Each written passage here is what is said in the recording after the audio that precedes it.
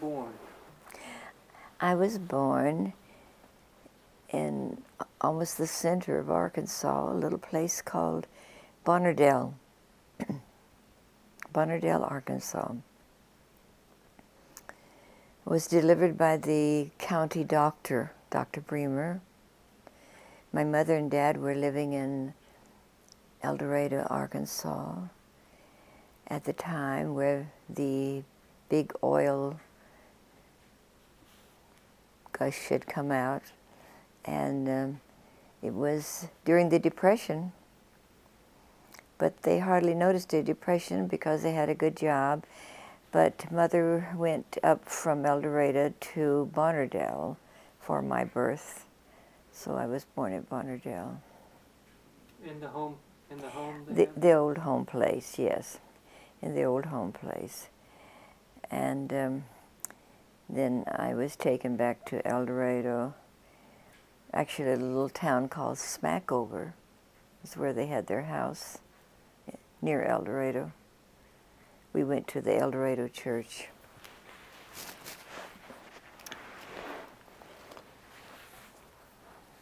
What do you remember about life in El Dorado? Anything? I don't remember much.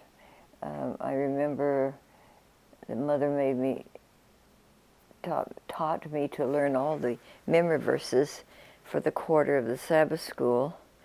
And I remember one Sabbath she took me to church and stood me up on a table and had me to say all the memory verses. Memorizing was very easy for me when I was little. And so I did that.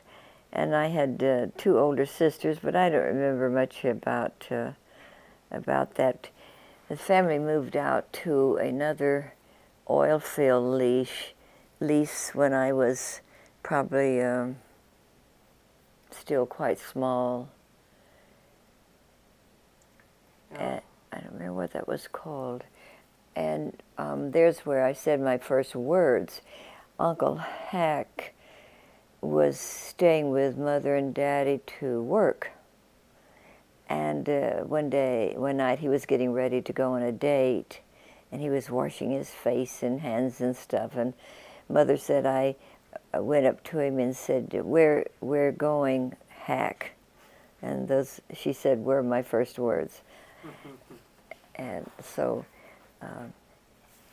I don't remember my Uncle Hack during those days, of course, but actually when I got married, he was the one that gave me away. So we lived wherever Daddy was working. Which part of the oil leases he was working on is where we would move and live, and they made a good living. And I remember one place where we lived that had an oil well right in the backyard. That must have kept Mother busy to get us kids out of there, keep us away from there. And our little puppy got under the big head that come, anyway, it got killed there. And Grandma Wallace lived with us there. And I don't remember much else about living in Arkansas, down there in that part of Arkansas. I think Mother moved, I started school down in that area. In El Dorado? In Smackover. I did the first grade, maybe the second grade. I'm not clear on that. And then the folks moved back to Bonnerdale. That probably was at the same time that Daddy got his leg crushed under the oil well, in the oil well business. And so we went back up, and I finished all my elementary school there at Bonnerdale.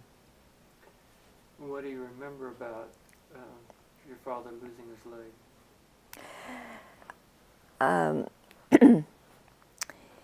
He was in the hospital and he got gangrene in the leg, and I remember him showing me his leg, all blue and green and black, you know. And Mother, it was very hard for Mother. I remember that I wasn't with her, but she fell on the streets. She was of El Dorado. She had a physical collapse and just fell on the streets, and someone helped her to the hospital. She was probably still in her 20s, right? Mother? Mm-hmm. Oh no. You think so? You would have been 5 or 6? Maybe 8 or 9. And I remember that a man from the church wanted to see Daddy, and they wouldn't let him in. It was a Catholic church. They were very strict, and but there were Catholic hospital? Yeah, Catholic hospital, I mean. And there were big vines going up to the windows. And he climbed on those vines and got up to the second floor, whatever it was, and went in and saw Daddy and got down out of there. I've never forgotten that because that was such a remarkable thing for someone to do, you know. So cute. Uh-huh. Yeah. Uh-huh.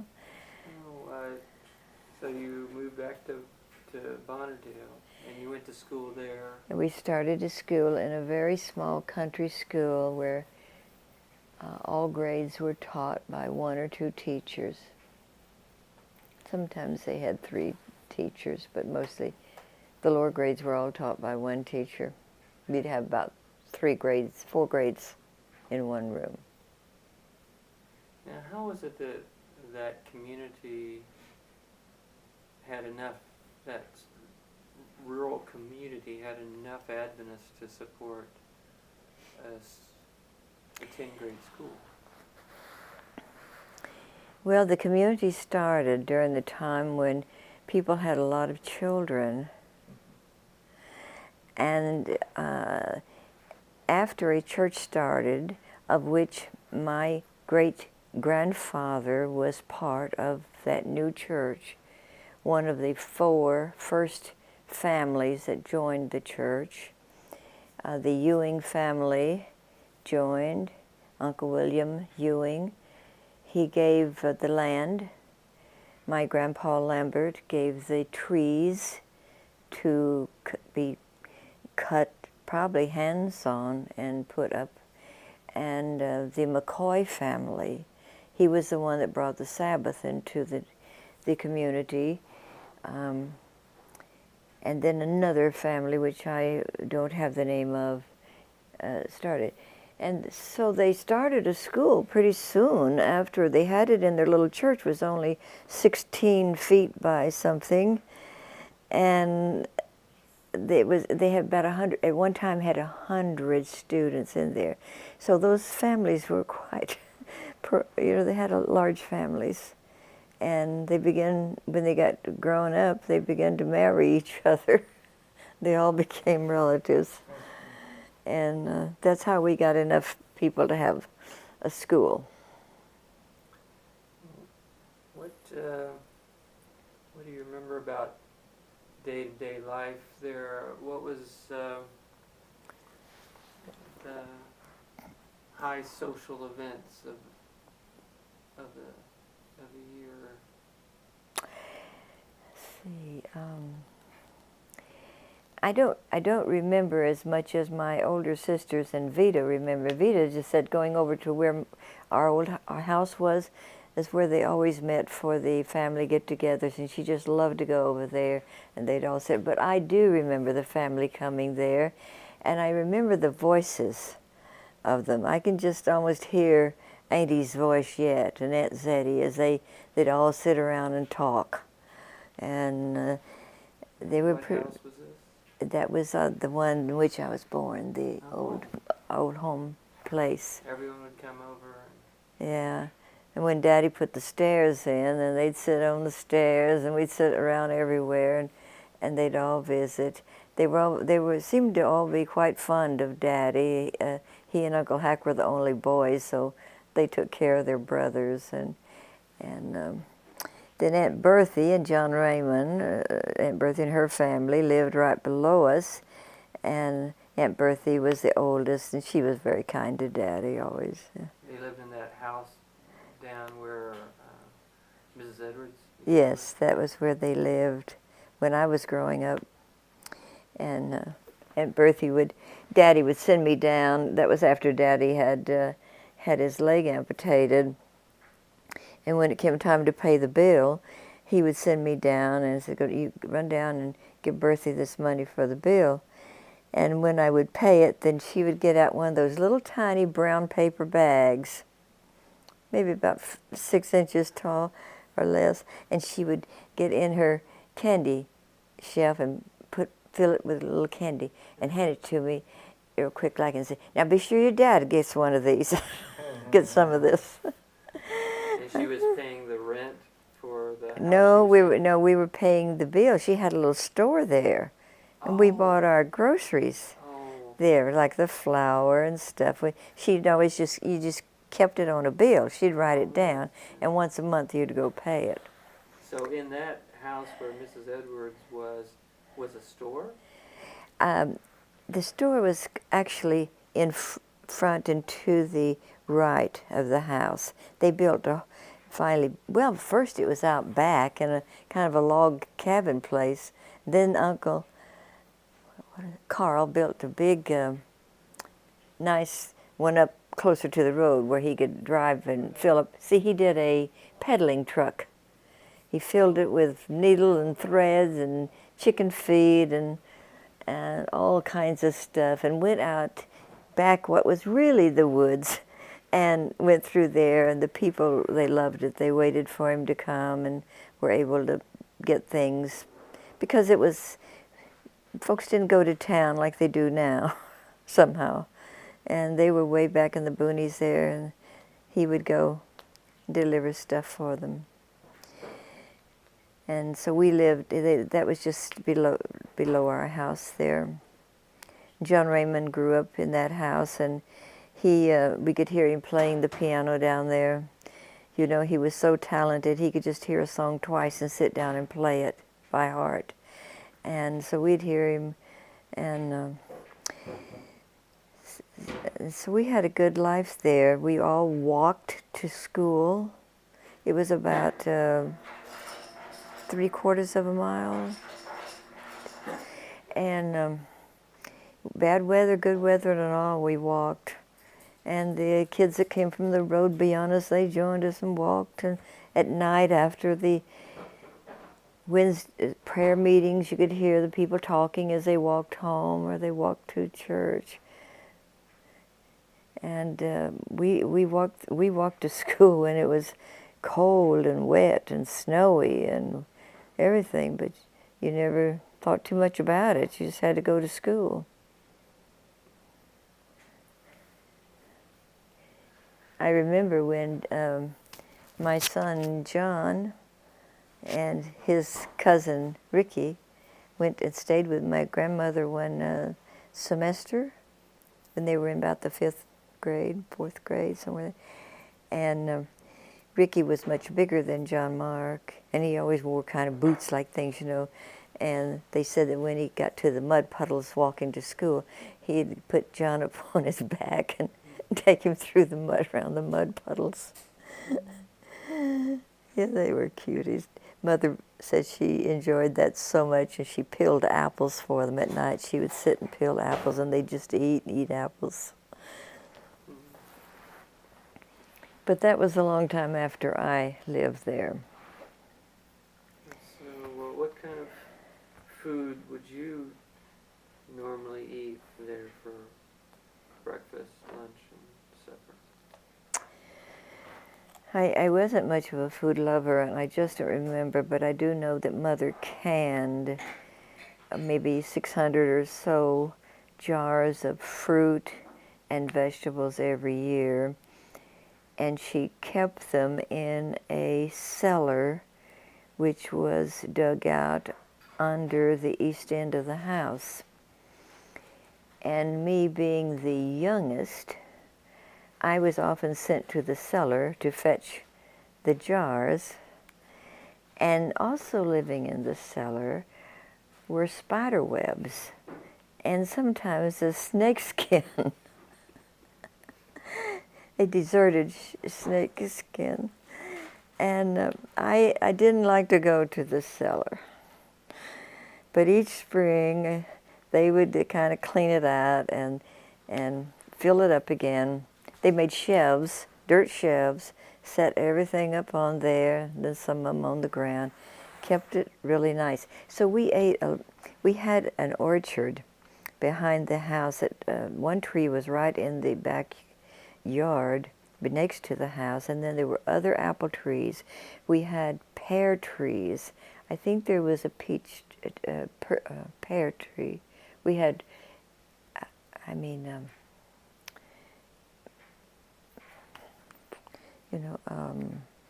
peach. We had a lot of peaches. And one time Daddy planted palm trees and various things.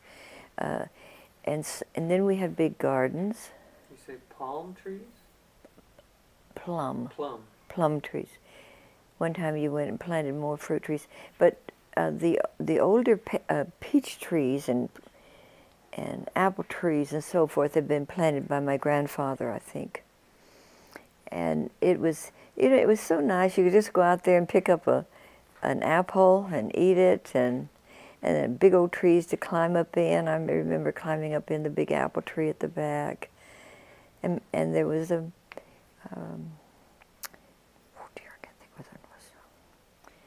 fig tree in the backyard always. Mother liked figs. John is shaking approval. And there was a fig tree back there, and they grow so nicely, and they grow in a nice shape. And she would go out and pull off the fig trees. Maybe she even canned some of them, I don't remember. Made preserves probably out of them. Applesauce from the apples. Applesauce from the apples, yeah, we sure did. And we also ate for breakfast sometimes fried green apples along with our... Green tomatoes? Green tomatoes? No, it was apples. Oh. Apples, yeah. Little green apples. They fried them a little bit, and we ate that with our gravy and biscuits and stuff. Pretty good. Did you have a garden? Oh, yes, we had a big garden. Where was it located? It was at the back of the house, near the orchard, for a while. Then another time they had it over east of down there. And Mother would go out and work in it and try to get me to work in it. And I can remember I didn't do a whole lot of work in it. Mother and the girls must have done more of it. I was younger. But oh, when it came canning time, I was just the right size. And they would make me get all of those jars and wash them. My little hand could get in there and wash those jars. And we did that on the back porch. And I had to wash all. I did not like washing jars, but I had to do it. And another job I had as the youngest one was to get the firewood into the kitchen stove. And for quite a while in my life, the kitchen stove was the way we cooked, with wood. And they would use pine tree wood for that, and Daddy would split it up into small kind of rectangular pieces, about 12 inches long or so. And I, every night, must go to the pile where he would dump the whole load when he brought it in or split it. I'd have to go and take a load or two up by the kitchen door so Mother'd have it first thing in the morning. And those were my little jobs. And I was also the step and fetch it. Anything anybody wanted, it was, Billy, go do this, and Billy, go do that. Oh, I got tired of that. I remember it. I got tired of it. Yeah.